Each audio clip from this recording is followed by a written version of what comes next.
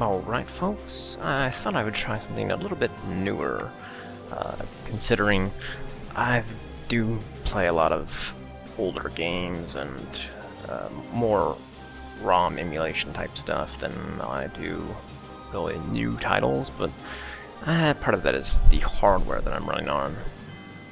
And fortunately for me, Dredmor isn't too terribly computer reliant, and I should be able to record fairly well on it too. So this is one of those games. It's a roguelike.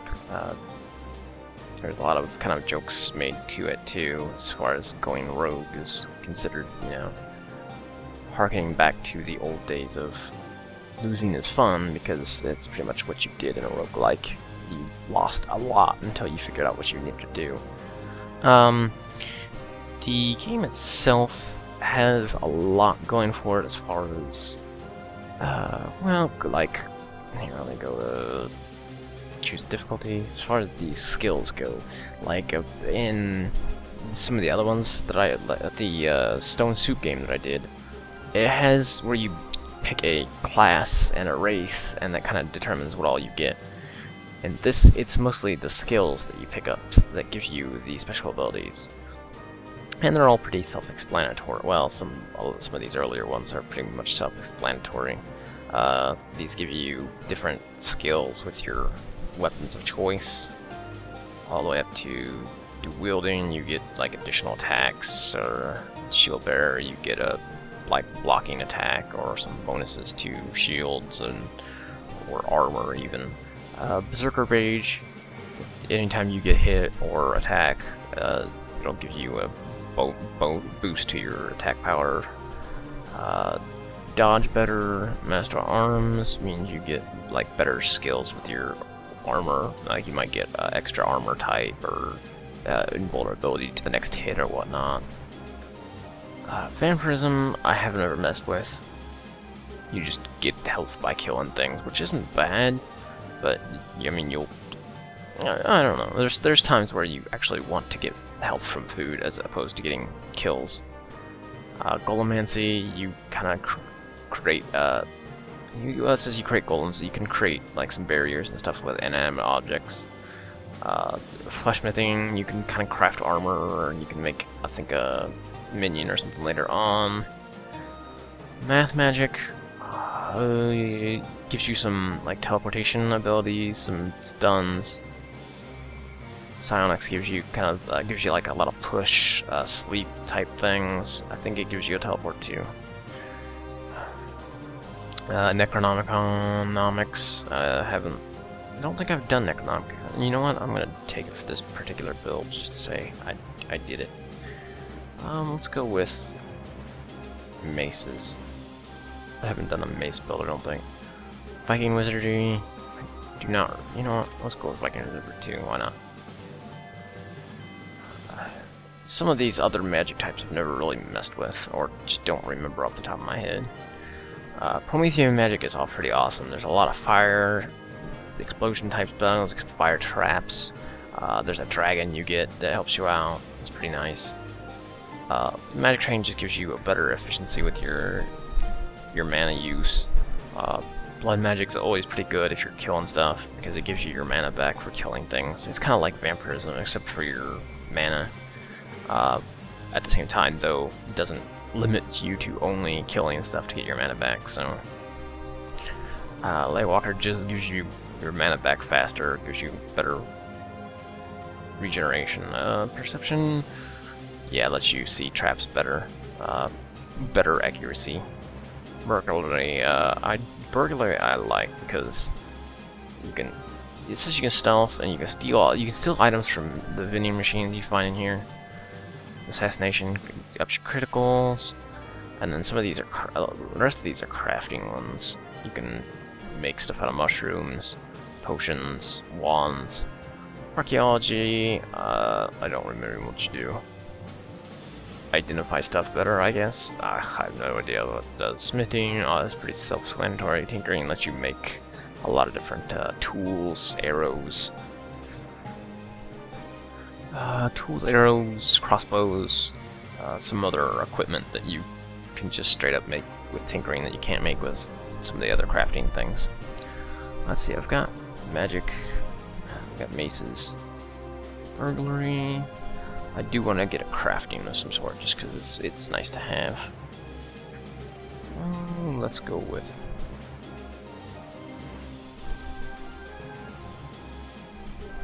let's go with tinkering. Tinkering, and then next fucking wizardry.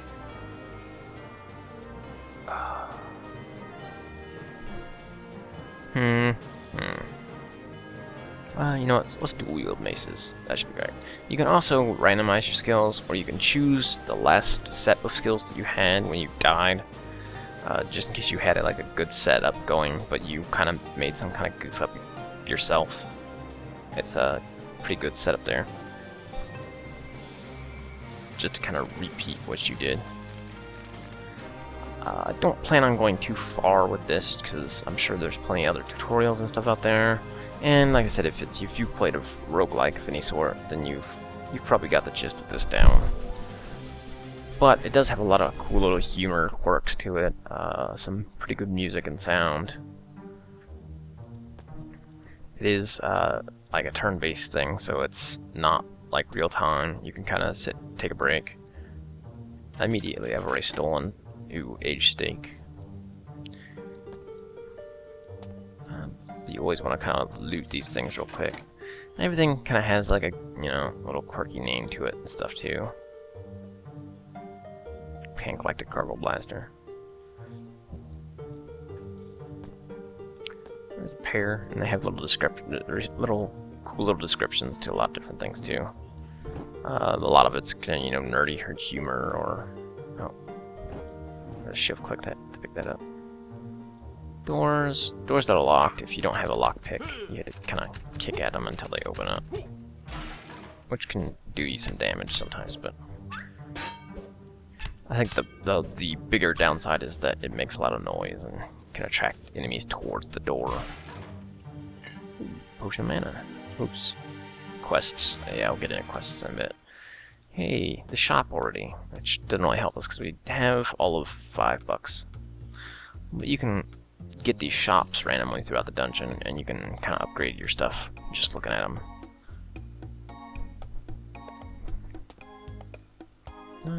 Some interesting items. Some of the stuff you can just craft. Other things you'll probably just find rolling around. Mushrooms, steel axe, not bad. Crude knife. And generally, you can just kind of look at the price and tell how good an item is. But also, they have little stars by them on that stuff that tells you kind of what level of object it is compared to other objects in the dungeon. Uh-oh, a lot of dudes. What do we got here? Oh yeah, that's what necromancy does. It does some cool stuff, but it hurts you when you use it. I'm gonna get mugged pretty quick. Is this a group of dudes? Let's eat this Danish, see if I can. No, I didn't even make it. I've died within the first 10 minutes of making a character. That's just how awesome I am. But I also unlocked an achievement for getting killed by a sickly diggle, so hey, benefits for me.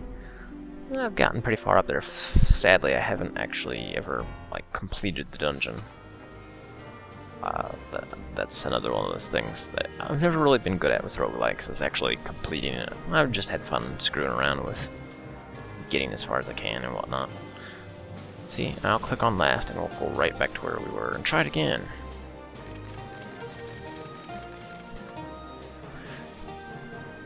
We'll see what happens.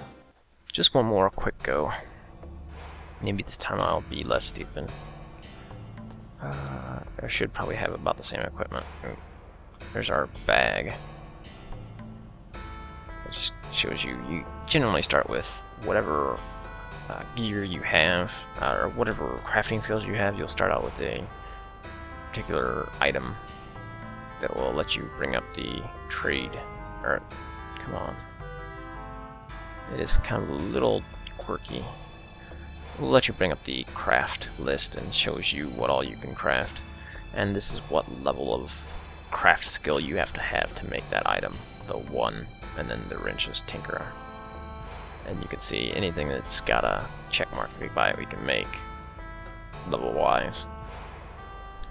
But and then on the left it'll show you whether or not you have the mats, the materials to make such an item. And since we don't really have anything at the moment, we have none of these. So,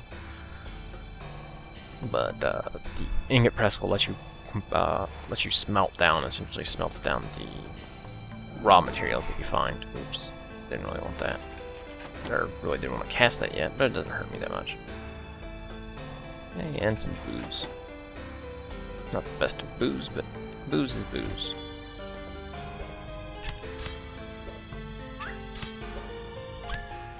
So you notice that we now do 2 lightning damage with this power magic speed steel spell. Can I bring up the...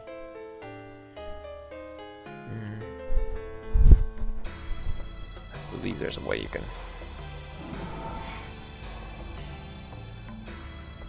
I'm trying to remember what the spellbook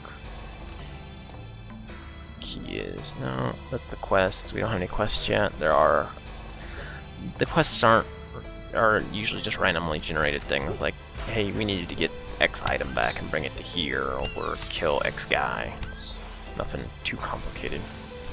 It's not a real in-depth game. It's all procedurally generated. So, kicking this door.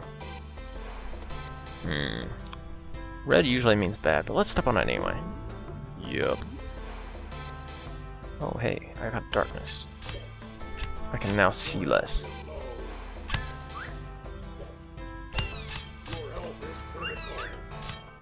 And I've died already. But that's okay, because like I said, I'm just kind of screwing around to show off the game a little bit and see if I can record this feasibly. And, well, it's not the best frame rate, but it'll do. It'll do, and maybe in the future it'll get better once I iron some things out. But this was Dungeons & Dredmor, and you can pick it up on Steam for pretty cheap. I know during the holidays it was like $5. It's probably maybe twice that at most nowadays. So pick it up, have a little fun if you like roguelikes. I mean, there's a bunch of freeware ones out there, but I think this one's probably worth the bucks if you can catch it on special. So definitely check it out. It's fine. High score. Oh yeah, that's that. I don't have any loadable games. No, sorry. Oh well. Alright. I think that'll call it good there. So, this has been Impillion. Have a good one.